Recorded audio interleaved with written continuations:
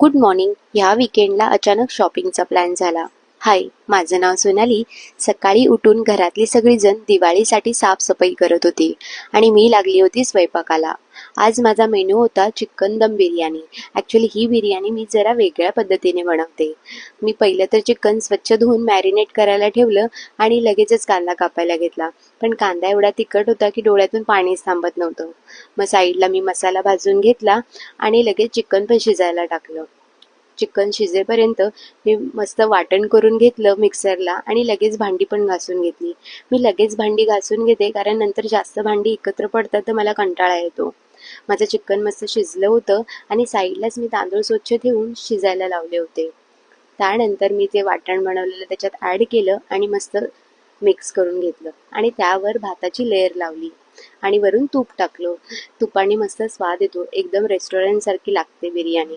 घरात सगळ्यांना आवडते आणि मलाही खूप आवडते.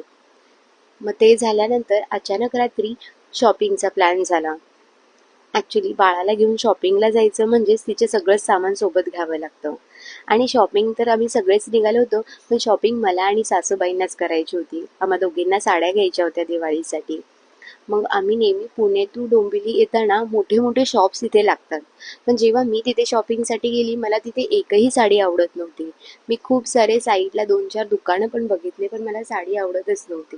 नाही, सासूबाईंनाही नाही आवडली.